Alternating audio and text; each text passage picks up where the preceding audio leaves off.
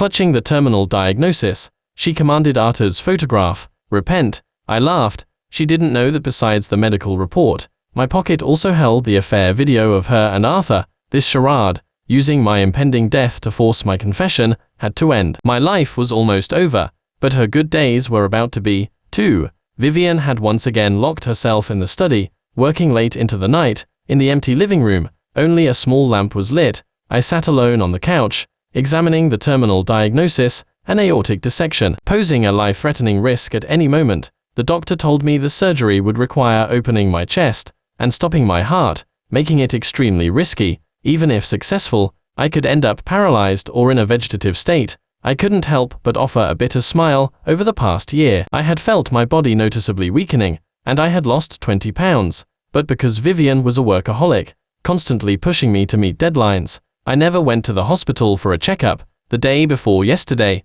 I suddenly collapsed. A passerby took me to the hospital, and that's when the doctor informed me of my condition. I was hospitalized for 2 days, but Vivian never showed up. When I was discharged and returned home, she was still complaining that I hadn't made dinner. Suddenly, the study door opened. I woke up as if from a dream, hastily crumpling the terminal diagnosis and stuffing it into my inner pocket. Luckily, Vivian didn't even notice me. She rubbed her temples and walked directly to the photo wall in our home, silently gazing at Arthur's photograph. Arthur died in the car accident. Vivian insisted on hanging his photograph in the house. She coldly said, "I want you to look at him every day and remember your mistakes." Mistakes? What mistakes had I made? The day of the incident, Arthur, fueled by alcohol, had embraced my wife, pouring out his heart about how much he had missed her over the years. He blatantly ignored my presence as her husband, even at the company gala, in front of all our colleagues. I couldn't take it anymore. I pulled him away from Vivian and pushed him aside. Vivian insisted on taking Arthur home, but I sneered, "With so many colleagues here, why would you personally drive him?" The standoff lasted a long time until Arthur's assistant offered to take him, defusing the awkwardness. Who knew they would get into a car accident and Arthur would die on the spot? And, unbelievably, blamed it all on me. The reason was simply my polite instruction to the assistant driving him: "Please be careful on the road." It was utterly absurd. After looking at the photograph, Vivian turned to face me, condescendingly. She commanded, "It's time for you to repent to Arthur." I chuckled softly. "How long are you going to keep up this act?" Her brow furrowed. She picked up a glass of water and splashed it on my face. "Don't want to repent? Then get a divorce and get out. Can you bear to lose this comfortable life?" She always used such words to humiliate me. I was sick of hearing them.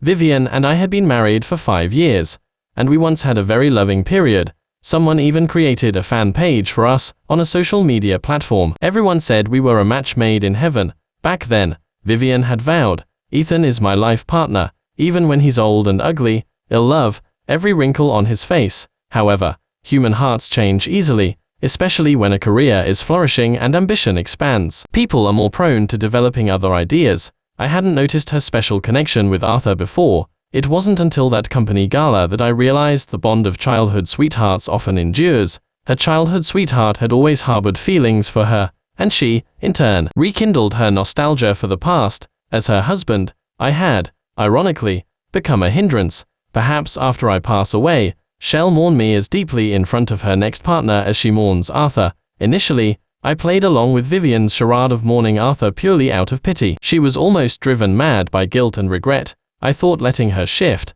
the blame onto me might make her feel better. I never expected her to get so deeply into character, genuinely believing that I was the culprit who caused Arthur's death. A divorce is fine, but wait a little longer. I got up to go to the bathroom to freshen up, perhaps feeling that her words weren't taken seriously. Vivian suddenly lost her temper. Everything in our home, from the expensive furniture to the exquisite decorations, we had carefully chosen together. Each item could tell a part of our story. She smashed things while shouting, "Why wasn't it you who died?" Looking at the wreckage, my heart was unusually calm. I even managed a sincere smile. Soon, yes, soon, with an aortic dissection, and having refused medical intervention, I could die at any moment. Vivian didn't understand the deeper meaning of my words. She rushed over and slapped me. "If you don't want a divorce, then go apologize to him. Go." In the end, I compromised. because threatened me that if I didn't repent to Arta's photograph, she would tear up all of our baby's pictures. My heart twisted in pain, and I felt even more disappointed in her. 2 years ago, Vivian was pregnant with our child. Arthur hadn't yet interfered in our relationship, and we were both overjoyed by the baby's arrival. 9 months later, she gave birth to a chubby, healthy baby. We thought we were about to begin a happy life as a family of 3, but an unexpected epidemic claimed our baby's life. After losing our child, I cried until I couldn't breathe. I hung the baby's photographs on the wall, commemorating the little angel, who had brought us so much joy as a couple. Yet, Vivian was now using our child's pictures to blackmail me into submission. How dare she? My heart turned to ashes. I no longer wished to argue. Late at night, I tossed and turned, unable to sleep. I decided to sit up and gaze at Vivian beside me. Lately, she always slept with her back to me, far away. I had to stretch my arm and lean over to glimpse her profile. She seemed to be sleeping restlessly, her brows tightly furrowed, and her once radiant face was now clouded with gloom. Her long lashes trembled slightly, and a faint tear stain was visible on her delicate chin. I watched her, my thoughts drifting back to our first encounter. She was 25 then, having just taken over the family business, full of ambition and effortlessly navigating a business dinner, attracting countless eyes. I was 30, attending the event as a new designer, and felt somewhat reserved seeing the elite gathered in the hall. When she concluded the dinner with a brilliant impromptu speech, I couldn't help but applaud enthusiastically, as if I had found the direction for my own endeavors. She noticed me instantly in the crowd, walked towards me, her eyes sparkling with intelligence. I sincerely expressed my admiration. Then, she approached me with a glass of champagne. "Excuse me, are you the new designer?" Under the shimmering lights, her skin was as delicate as fine porcelain. So close, I could even smell the faint scent of her perfume.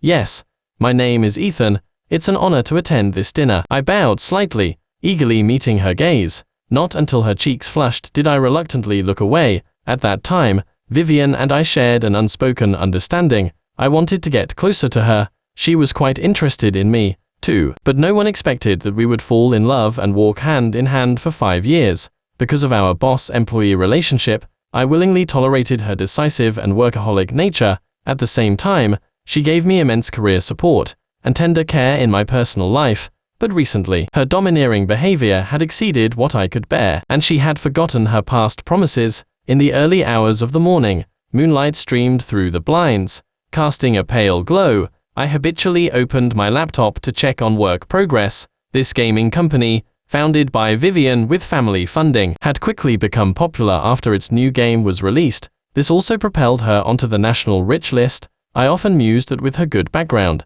coupled with sufficient capability and vision, she was destined for brilliance. However, early success and family businesses were never entirely good things. I had suffered greatly from them, and so had she. I called Vivian several times, but received no response. I got up to go to the bathroom. Passing the photo wall, I was startled again by Arta's photograph. I casually picked up a document to cover it before continuing to the bathroom. Suddenly, a furious voice came from behind me. "What are you doing?"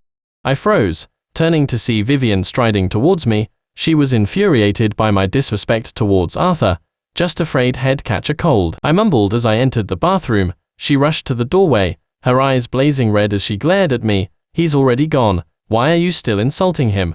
I sneered. "Me insulting him? If I truly wanted to insult him, I would have told everyone about your affair at his memorial service." After much thought, I finally decided to lay everything bare. In my current situation, there was no point in feigning ignorance anymore. I had found out about it 2 days ago. Vivian had forgotten her phone when she took a shower, and I saw a video of her and Arthur kissing on it. Even my sarcasm didn't faze her. It was then that I fully understood why she felt so guilty she had to shift the blame onto me just to keep living. Originally, I planned to settle the company shares properly, minimize losses, and then divorce her. But I never expected to be diagnosed with an aortic dissection. I was going to die anyway. Why should I accommodate her anymore? Vivian's anger immediately vanished. She froze, remaining motionless for a long time. As I finished washing my face and walked out, brushing past her, she suddenly grabbed my wrist, asking frantically like a drowning person, "When did you find out?" I shook off her hand. "Does it matter?" She staggered a few steps, then slumped against the wall, gradually sliding to the floor, her face pale and bloodless. She gave me a bitter smile. Yes. Does it matter? You don't care about me at all. In your eyes, I am just a money-making machine. When you were so arrogant, humiliating Arthur, do you know how I saw you? You were disgusting. The humiliation she referred to must have been at Vivian's college reunion that day. I hadn't wanted to attend, after all. To Vivian's circle of friends, I was just an employee. We had nothing in common, and it would be awkward, but insisted, saying it would make her lose face if I didn't go. I was already accustomed to accommodating her. At the gathering, I had prepared gifts for everyone. Most people were perceptive, knowing my unique relationship with Vivian, and avoided sensitive topics, only repeatedly highlighted my marrying up, and questioned my actual status at home. He even half-jokingly asked Vivian and me if our relationship was merely one of convenience, as the outside world speculated. At that moment, I sensed he had ulterior motives, so I retorted, "Are you jealous of me?" My tone was a bit harsh, making him uncomfortable. He put on an aggrieved expression. "I am just worried using Vivian. She's pure and kind. She shouldn't get involved in such complicated relationships. Oh, if you keep being so presumptuous and concerned, it will just be meddling. I hope you can remain pure, too." After that, he just drank silently, sighing occasionally, which drew many people to comfort him. Later, he got so drunk he passed out, naturally putting on a drunken spectacle in front of everyone, pouring out his heart. I didn't care what others thought of me, but now I understood that Vivian had never stood by me in the conflict between Arthur and me. Perhaps she even agreed with Arthur, thinking I was just using her, and, she believed, was the one who genuinely cared for her. How could she forget why she, at 25, became CEO, far surpassing her peers? Hadn't she been the biggest beneficiary while I poured my heart and soul into the company, racking my brain for solutions? Ah, I understand now. She wanted me to repent to Arthur because she thought I had stood in the way of her and Arthur being together. I squatted in front of her and said, "You fool, how could you be just a money-making machine? You also have your family's support. Only when you lose that aura will you truly be useless." Normally, we didn't argue, but once we did, it was like a raging flood. Years of grievances were settled in one go. There was no longer any marital affection between us. We were sworn enemies, because we knew each other too well. Every word was like a sharp blade to the gut, causing mutual destruction. Finally, words were not enough to vent our emotions, and we resorted to physical confrontation. The living room, already a mess from yesterday's smashing, now looked even more like a chaotic battlefield. We were like trapped beasts, seeking release through self-harm. I was at my wit's end, and she was overwhelmed. We didn't know how long we fought until Arthur's photograph shattered on the floor in the chaos. Only then did we both stop. I looked at the scratches ID left on her face and sneered. "Vivian, you're really insane." She roughly wiped the blood from the corner of her mouth, gritting her teeth as she retorted, "Yes, I am insane. You drove me to it. Ha ha ha. You're right. I am insane too. At a time when my life was on borrowed time, I finally indulged myself for once in this marriage. Thinking about it, I felt a mix of triumph and despair. And there's something even crazier. Tomorrow, I'll expose all your dirty deeds. You can't scare me. You love power so much. Can you really bear to lose it?" She always said I loved power, which was something I couldn't understand for the life of me. Is there anything wrong with pursuing power? What's wrong with seizing opportunities and striving to achieve one's ambitions? Believe it or not, now get out. After slammed the door and left, the office fell silent again. I stared blankly at the shattered photo frame on the floor. Too many complex thoughts flooded my mind, causing pain that left me on the verge of breaking down. I struggled to hold on, resorting to self-harm to alleviate the suffering. My arm was bleeding profusely from the bites, but I felt a hint of satisfaction. Finally, both my emotions and physical strength were drained. The entire night passed this way. It wasn't until 9 in the morning, when the sunlight finally touched me, that I woke up as if from a dream. I struggled to get up, opened my laptop, and slowly drafted a complaint letter accusing Vivian of embezzling company funds. The moment I clicked send, I still felt a pang of pain. 5 years of marriage had come to nothing. What a profound regret.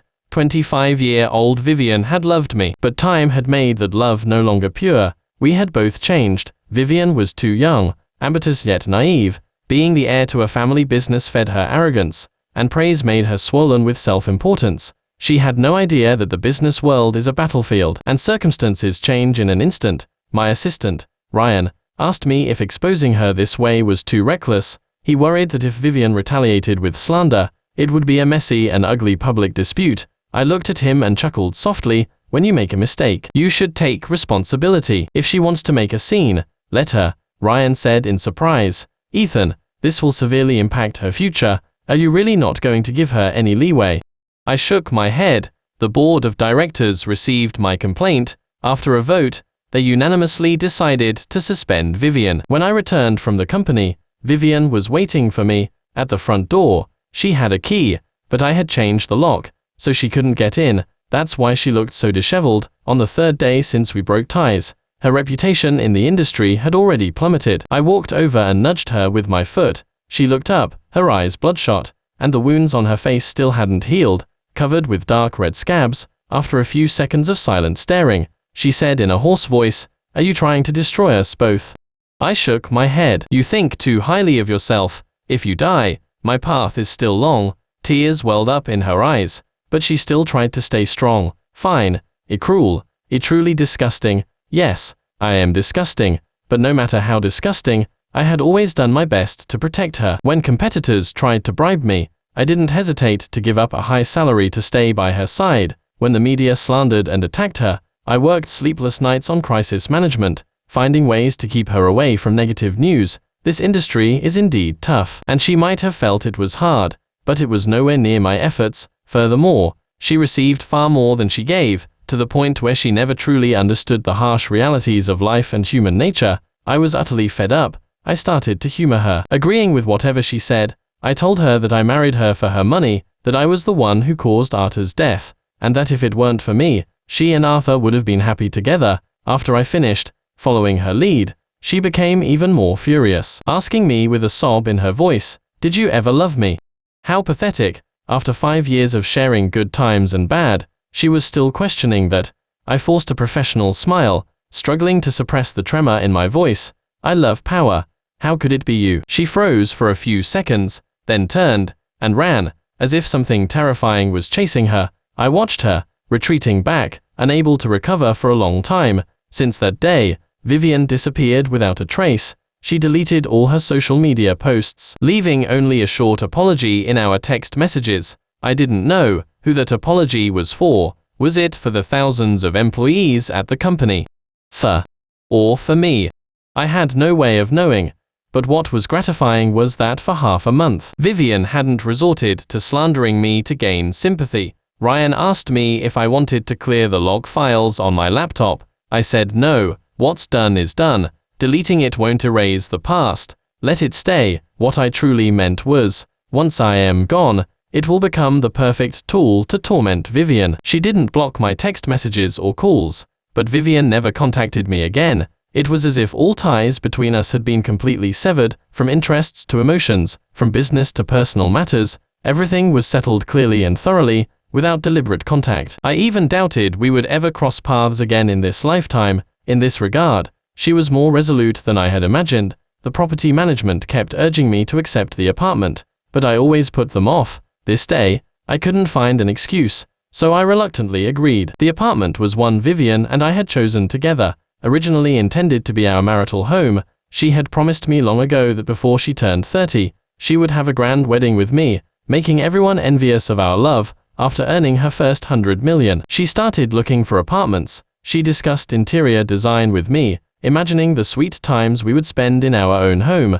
Back then, the words of the young CEO were especially captivating. Unlike the deceit of the business world, her sweet words always sounded so sincere. I sat in the empty, unfinished apartment for an entire day until as dusk gathered. I finally got up to leave. As I reached the door, for some reason, emotion suddenly surged. I was powerless to resist, clutching my chest, gasping for breath like a fish out of water. I suddenly wanted to understand when Vivian and I started to drift apart. We used to talk all night, fantasizing about an unrealistic future. Even at the very beginning, facing the immense pressure of running the company, we never argued. We weighed decisions, formulated strategies, and dealt with competition. Every step was difficult, but every step we supported each other. Neither of us abandoned the other. Why could we share good times but not bad?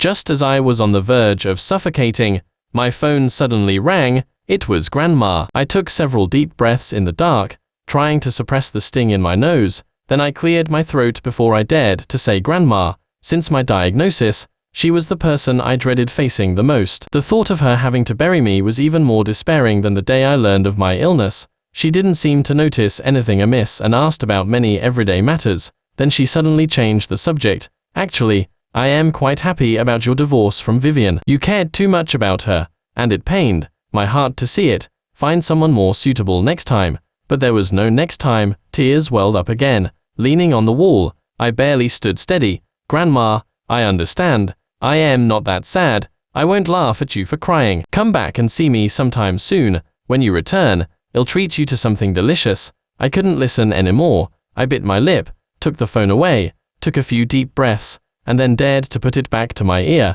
Okay, finally hanging up. I was sobbing uncontrollably for Eleanor. I started actively undergoing treatment. The doctor said the patient's mental state is crucial. I put aside all work and focused on recuperating. Every day, I made sure to take walks. If I couldn't walk far, I went slowly. Even when I had no appetite, I forced myself to eat. All I wanted was to look a bit healthier, so I would have the courage to go back and see Grandma. I constantly reminded myself that I had no right to give up. I had to fight for more time against the illness. One day, as I dragged my weakened body downstairs, I unexpectedly encountered Vivian again. She seemed to be hesitating whether to enter the building, pacing back and forth by the parking lot. After a long time apart, she had changed a lot. Her messy hair obscured half her face, and she exuded an aura of despair. Even the ambitious eyes I admired most had lost their luster. In a daze, she walked towards me. Are you sick?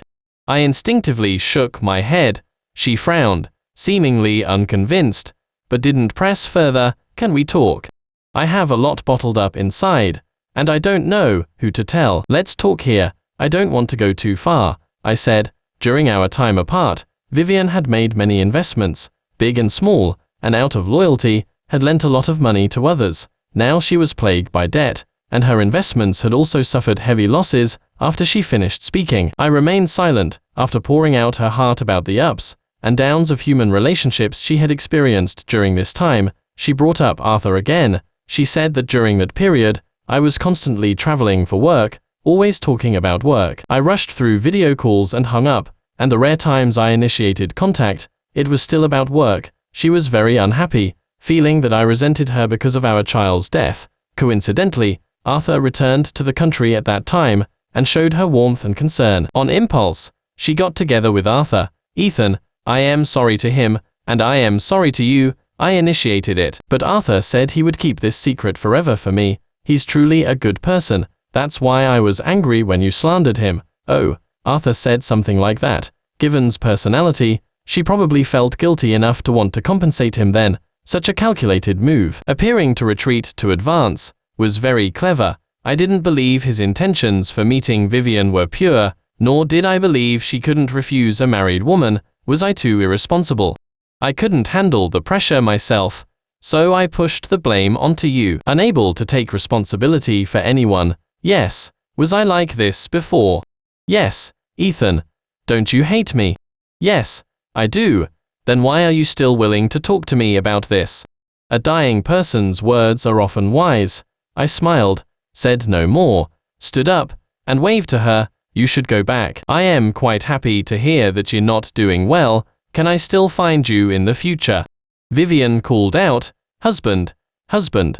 It had been a long time since I'd heard that address. In the past, every time I heard it, I couldn't help but hug and kiss her.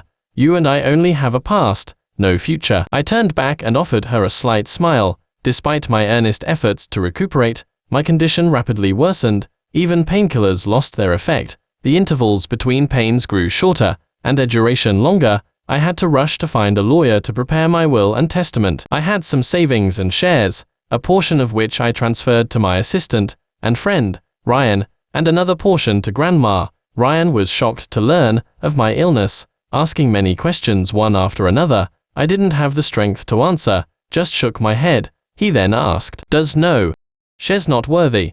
I said, "After I am gone, just post a short obituary on the company website. Don't make it too sentimental. After handling these matters, I returned to my hometown for a visit. I only stayed for 2 hours before having Ryan call me, using work as an excuse to pull me away. As I was leaving, Grandma, carrying a bag of homemade treats, saw me off to the car. Make sure to get a full checkup. When you have time, your complexion is terrible. No matter how busy you are, your health comes first. I used the opportunity of hugging her to wipe away my tears. I know, don't be too idle at home alone. Grandpa's been gone for so many years. You should find a handsome new partner. Amidst her laughing scolding, the car slowly drove away. I knew she was still standing there watching me leave, but I didn't dare to look back at her. From that day on, my bodily functions completely broke down. I vomited more often than I ate. I wanted to go out and see things, but I didn't even have the strength to stand up. Fortunately, Ryan wasn't bothered by the inconvenience and came to see me every day, cooked for me, and chatted with me to relieve my boredom. He arranged for me to stay at a high-end hospice care facility, and I was very grateful to be there. Otherwise, I truly didn't know how I would manage incontinence by myself. I was too ashamed to look directly at the caregiver, but nurse, seeing it all the time, comforted me instead. It's all right, sir, it's just sick. You don't need to feel dirty. This sentence made me cry under my blankets for an entire night. One day, half a month later, Vivian suddenly appeared before me, disheveled and weary. She grabbed my hand, turned my body over, and asked tremblingly, "When did you find out?" I ignored her. Vivian emphasized her question, asking again, "Ethan, when exactly did you get checked?" I sighed, helplessly meeting her eyes. "Just 2 days before you and I fought." Her tears instantly welled up, the corners of her eyes and tip of her nose reddening, making her look pitiful. She let out intermittent whimpers. I couldn't help but pat her face. "Are you satisfied now?" She released my hand and painfully punched her own head with her fists. A moment later, she knelt on the floor and threw herself into my arms, looking up at me expectantly. "Husband, is there still hope? I'll raise the money right now. I want to take you to the best hospital." I looked down at her, wishing I could gently stroke her hair, as I used to, but I couldn't. She was not worthy of my forgiveness. I stiffened my body, trying hard to suppress the longing surging within me. "Who told you this?" "I waited downstairs at your place for over a week, and finally, when I couldn't stand it anymore, I went to the company and found out. Why did everyone else know? But you hid it from me. Don't you hate me? Why didn't you use this opportunity to torment me?" She was like a child who had lost a toy, trying to use her own pain to gain my pity. "Torment you with my death?" I fiercely pushed her away. "Are you worthy? I am not like Arthur. I don't care for your cheap pity." Vivian insisted on staying at the hospice care facility, silently enduring my cold stares and insults. Having lived a life of privilege since childhood, she clumsily tried to emulate other patients' families, learning to make soups and stews. Through the hospital room window, I saw her more than once fumbling and burning herself on the hot pot. The excruciating pain returned, like countless needles tormenting my nerves from the inside out, making it impossible to tell where exactly the pain was. I could only curl into a ball, gritting my teeth. The pain had become increasingly frequent lately. Each time, I relied on thoughts of Grandma to sustain myself, telling myself, "I still have Grandma, she's waiting for me." But this time, it was different. When I vomited a bloody mess, my chest began to ache violently. Before I could recover from the immense panic, Vivian, holding a bowl of chicken soup, walked in from outside the door. The next second, she saw my condition, her hand trembled, and the entire bowl of golden chicken soup spilled onto the floor, the bowl shattering into pieces. She rushed towards me, but I instinctively pulled up my blanket, shaking my head desperately. I wanted her to leave, not to come closer, but I couldn't make any sound. She still came closer. A pungent odor filled the air, and tiny particles felt like a ton pressing on my heart. I held my breath, like a lifeless puppet, watching her as she slowly pulled back my blanket, revealing the large bloodstain. Consumed by terror, Vivian was at a loss, wanting to embrace me but not knowing how. Nurse hurried over, covered me again, and told Vivian, "You should go out first." Vivian looked like she wanted to say something, but Nurse added, "He wouldn't want you to see this. Please." After she had gone, my body collapsed like a rag doll. I managed a grateful smile, but my voice was almost a whisper due to shame. "Thank you for your trouble." After dinner that evening, I proactively called Grandma. She must have been participating in a community event. The surroundings were very lively, with other seniors occasionally urging her on. "Grandma, Why are you busier than me? She laughed heartily, because knows. When Grandma is happy, my precious grandson will be happy. My nose stuck, and I wiped away my tears. Wow, Grandma is so wise. I am incredibly happy right now. Grandma suddenly became serious. You called, is everything alright? I quickly denied it. Nothing's wrong. You know how capable your grandson is, don't you? Go on and enjoy yourself. You're right. You've always been smart since you were little. Alright, I'll go back to my activity. Next time you call, let me know in advance so I can clear my schedule. Grandma joked, but I was sobbing uncontrollably. After hanging up, I looked at Vivian, who was crying even harder than me, and suddenly found it a little amusing. The woman I once deeply loved, it seemed, still needed a long time to truly grow up. Stop crying, take me to the rooftop observation deck. If I can see the sunrise, I'll have no regrets. Vivian hesitated a bit, so I added, is there anything more important than fulfilling my last wish?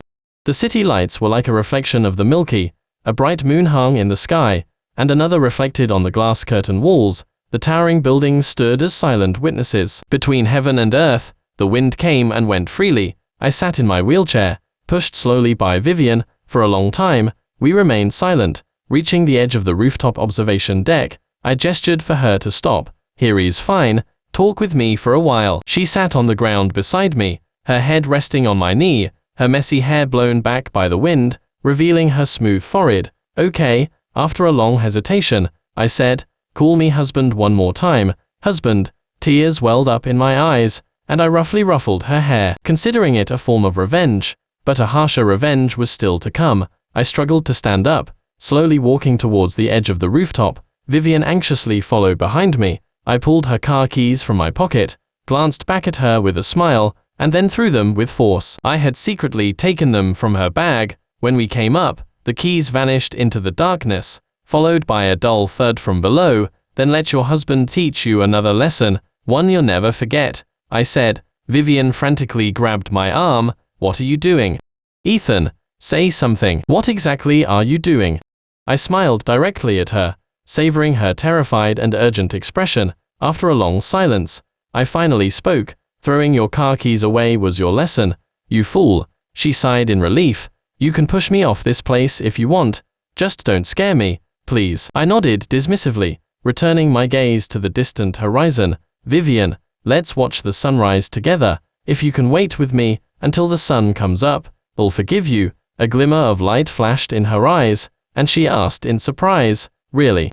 Really? Well, wait together, in the night. Vivian and I stood side by side, gazing into the distance. The city's hum intertwined with the sound of the wind. She gradually let down her guard, her gaze occasionally drifting away from me. The moment she wasn't paying attention, I sprinted towards the edge of the rooftop observation deck and jumped. The wind rushed past my ears. I felt my soul finally found freedom. In my peripheral vision, Vivian's pupils constricted. She stumbled to my side. You lied to me. You lied to me. Again. She was crying and screaming, her voice fading further away. Finally, I hit the ground with a heavy thud, and blood splattered. She could only helplessly witness my death. The farewell letter I left fluttered in the wind, finally landing at Vivian's feet. Don't blame me for being too cruel. I was just afraid you'd forget me. Remember, if you hurt anyone else again, I'll come back as a ghost to haunt you. I don't hate you anymore. Vivian, I once loved you, but I'll never forgive you. People in the hospital rushed towards the sound. My soul floated in midair, and I saw Vivian's face pale and bloodless. She stared intently at the paper. Then suddenly, with eyes blazing red, she jumped from the rooftop observation deck. Husband, I am coming to join you. Please, forgive me. As the crowd erupted in screams, her body also hit the ground with a heavy thud, and a burst of blood bloomed. I felt my soul gradually ascending, and in a blur, I seemed to see Grandma crying. By her side was Ryan, supporting her. Ryan was a longtime friend of mine, and not long ago, I had transferred my assets to Grandma and him. I trusted Ryan's character. He would take good care of Grandma for me. My last shred of attachment vanished, and my soul began to slowly dissipate. Vivian, in the next life, I never want to meet you again.